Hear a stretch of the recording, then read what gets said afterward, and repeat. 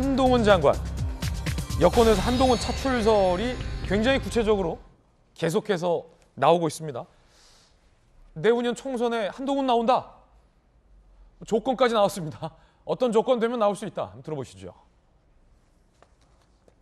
유상범 의원, 윤 대통령 지지율 40% 넘고 대통령실과 각 부처 운영이 자리 잡으면 한동훈 총선 출마 가능성이 높다. 뭐 거의 전제 조건까지 나왔어요. 윤 대통령 지지율 40% 넘으면 한동훈 나온다. 이재호 상임고문 무조건 나온다. 조건 없이도 이제 나온다는 게 나왔어요. 본인이 안 나간다고 해도 당에서 네가 안 나가도 나온다. 나오게 돼 있다. 라는 굉장히 고문의 이야기도, 강력한 이야기도 나왔습니다. 이 정도면 정익준 변호사님, 네네. 나올 수 있다가 아니라 반드시 한동훈 장관 나와야 한다에 가까운 이야기 아닙니까? 저는 특별한 사정이 없으면 한동훈 장관이 나올 것 같다. 요 정도로. 이것도 무슨 말이에요? 조건, 조건, 무조건, 특별한 사정이 뭐 바쁜 일 없으면 나온다 이겁니까? 아니 뭐 그 살다 보면 아직 1년 반이나 남았는데 사람한테 무슨 일이 생길지 모르지 않습니까? 예. 그러니까 아주 그런 이상한 일들이 생기지 않으면 웬만하면 한동훈 장관이 출마할 가능성이 제가 보기에도 상당히 높다. 요 정도로 생각이 됩니다. 이유는요? 근거가 있어야죠. 지금 사실은 윤석열 정부에 스타가 없어요. 지금 그 많은 장관들, 장관급들, 뭐 국회의원들, 뭐 여러분들 계시지만 제일 주목되고 제일 눈에 띄고 사람들한테 제일 박수받고 있는 사람은 제가 봤을 때 한동훈 장관밖에 안 보이거든요. 뭐 윤핵관들도 있고 뭐 무슨 장관도 있고 처음에 그랬지만 그러니까 이 사람이 나와야지 이제 그다음에 사실 내후년 총선이 윤 정권에게 있어서는 윤석열 정부에게 있어서는 굉장히 중요한 선거 아니겠습니까? 그러니까 한동훈 장관이 출마를 해서 본인이 당선되는 것도 중요하지만 전체적인 여권의 그 힘을 실어주기 위해서라도 한동훈이 필요하다라고 생각을 할 것 같고 그다음에 이제 검사들은요.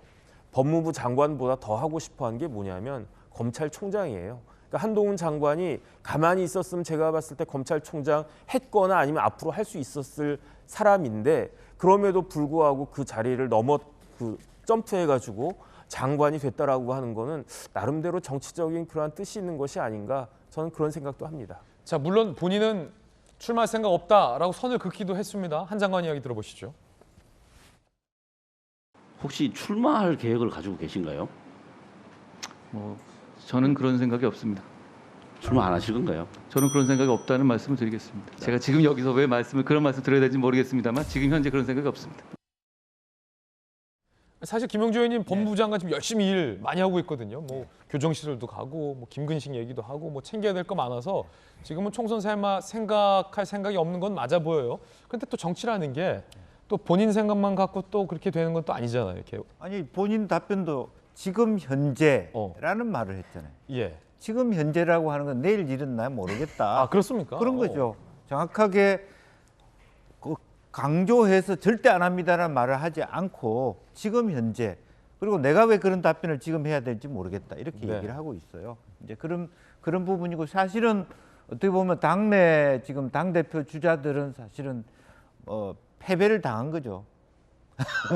그야말로 김기현 의원님이나 이렇게 안철수 의원님도 보니까 실제로 뭐 대통령이 썩 그렇게 인정해 주는 것 같지 않고 윤핵관도 바로 앞서 나갈 수 없는 입장이고 추측입니다만. 예, 추측입니다만 그런 이제 결과적으로는 스타들이 사람이 많아 보여도 앞에 놓고 설 수 없는 부분이라서 제가 만약에 다음 총선 기획단장이면 한동훈을 비례대표 14번 정도 박아서 정확한 넘버까지 나왔어요. 예. 14번까지 예, 나왔어요. 한 20번까지 옛날에는 김대중 예. 시절에는 자기 총재를 마지노선으로 박았잖아요. 그런 정도 뭐 자신 있으면 지지율에 자신 있으면 뭐 20번 정도 박아서 이렇게 열심히 뛰게 하는데 오히려 유상범 의원이 좀 말씀을 잘못하는 것 같네요. 지지율 40%라는 거는 나오라는 거야 말라는 거야. 현재로 봤을 때. 예. 현재로 봤을 오히려 때. 방해를 하고 있지 않느냐. 자기가 무심의 라이벌 관계로 한동훈 장관을 유상범 의원이 하고 있는 건 모르겠습니다만은 그 40%라고 하는 것은 어쨌든 40%를 만들어 달라고 하는 시그널이죠. 한동훈 팬들에게 대한 그렇게 봐야 될 것 같습니다. 그렇군요. 자, 그런가 하면 박범계 의원이 이번에는 김도읍 의원에게 본인에게 님자를 붙여라, 의원님이라고 붙여라라고 이야기를 했다고 해요. 들어보시죠.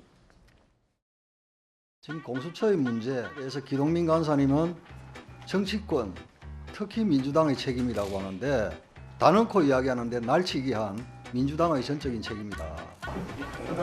박범계 의원, 다른 사람 질의하는데 그렇게 말씀하시지 마시고요. 의원 아닙니까? 장관입니까? 아이고 참, 박범계 의원님 좀 자중하세요. 아이고 장관까지 하신 분이 참.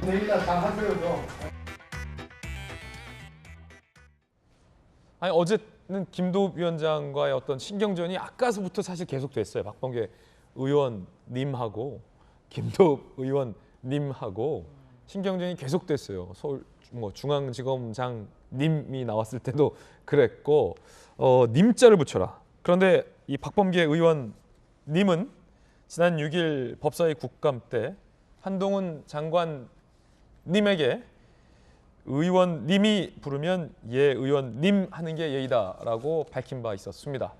들어보시죠. 국회가 도와달라 이렇게 말씀하셨는데 국회는 당연히 뭐 도울 의향이 있습니다. 절대적으로.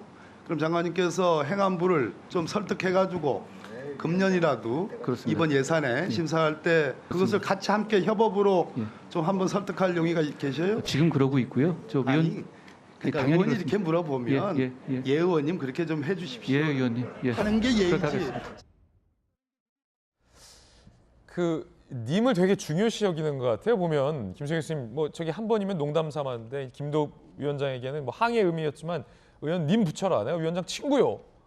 사실은 서로 의원끼리는 님 붙여라 이런 얘기 잘 안 하는데 좀 민망하죠. 그리고 이게 처음이 아니고 한동훈 장관한테 그런 적이 있고 그 전에는 법원행정처장에게 무슨 예산 관련해서 의원님 살려주십시오라고 해보라고 그렇게 얘기를 해가지고 논란이 됐던 적이 있죠. 어떻게 보면 갑질로도 좀 보일 수 있거든요.